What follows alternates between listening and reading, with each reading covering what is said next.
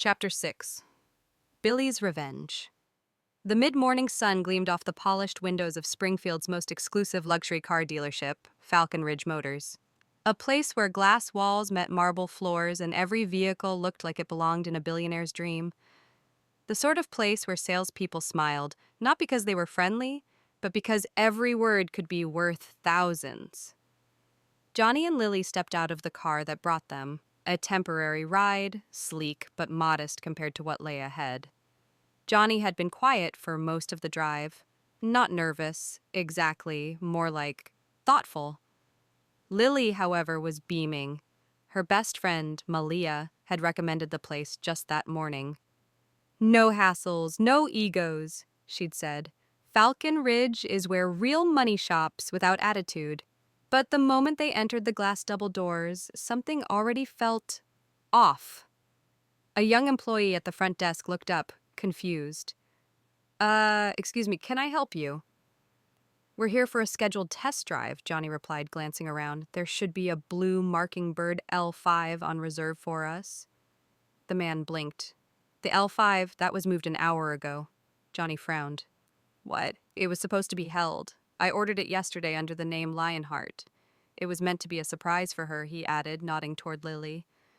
The employee tapped on his tablet nervously, scrolling. I don't understand.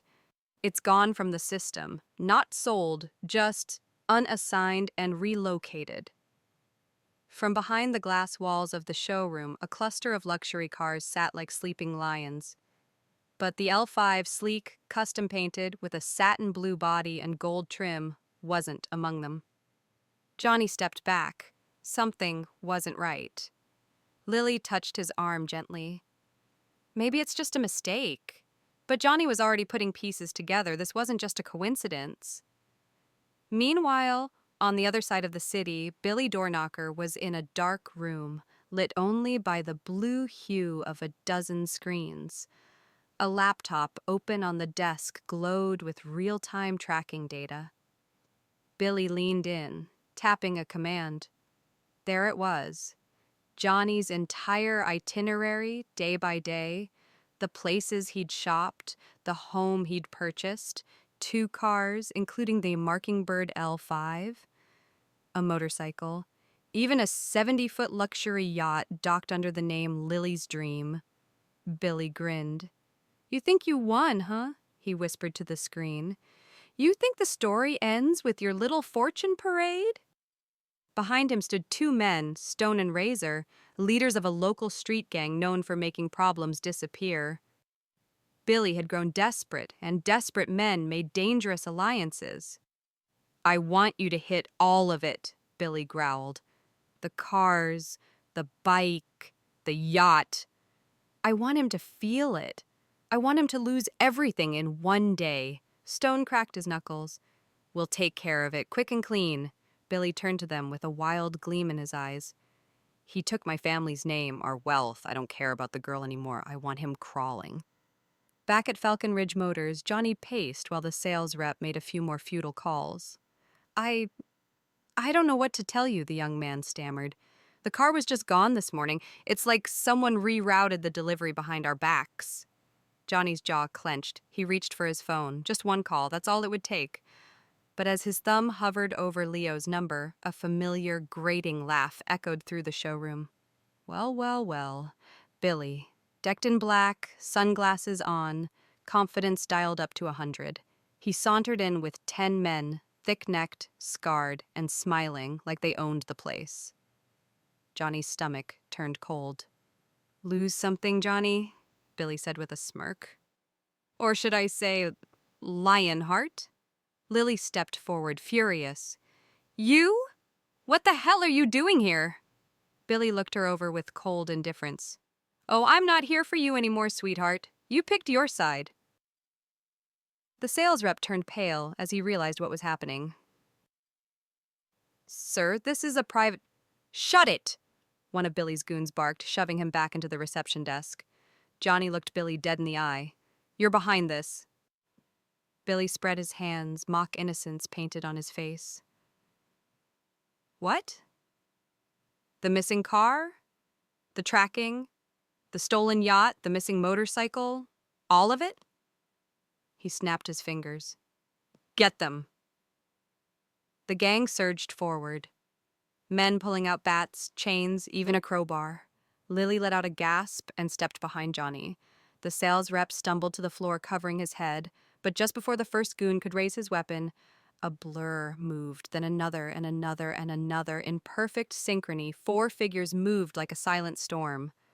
Dressed in dark, tactical gear, their movements were clean, sharp, brutal. One man ducked a swing and responded with a spin kick that knocked a thug clear into a display car. Another disarmed a chain-wielding attacker with a pressure point grip and dropped him with a single elbow. Chapter 6, Part 2. Billy's Revenge. It was over in seconds. 10 men, all on the ground, groaning or unconscious. Billy stood frozen. He backed up slowly, hands shaking. I didn't know. The 4 martial artists approached him silently. One cracked his knuckles. Another nodded at Johnny. Billy dropped to his knees. Okay, I'm sorry. I'll give everything back. The cars, the yacht, everything. Lilly folded her arms. Too late for that, Billy. Johnny finally stepped forward, calm but fierce. You tried to play God with my life. You thought you could erase everything I earned, but you never learned one thing. Billy looked up, trembling. What? Johnny leaned in close. My family doesn't play games. Just then, the dealership owner arrived, rushing from his private meeting upstairs, out of breath. What the hell is going on down? He stopped when he saw the wrecked showroom, the fallen gang members, and Johnny standing tall in the middle of it all. The man blinked, looked at Johnny, and froze. Mr. Lionheart? He said, stunned. Johnny looked back. Yes? The man bowed his head. I didn't know. I had no idea you were here today. The sales rep, still trembling behind the desk, peeked up.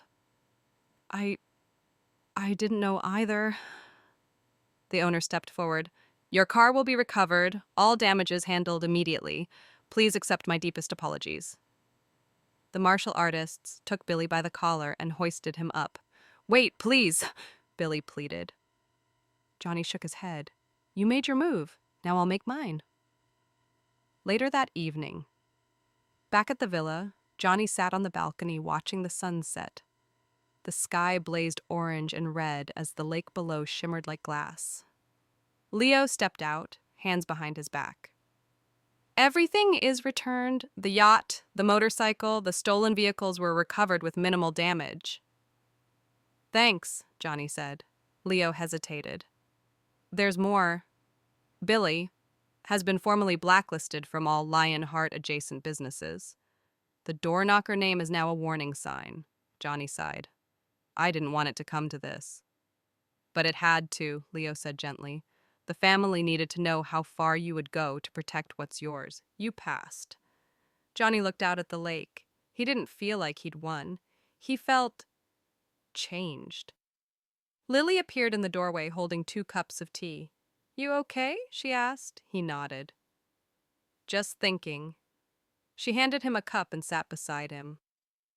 I don't know what kind of guardian angels you have on your side, she said with a soft smile, but today was your lucky day.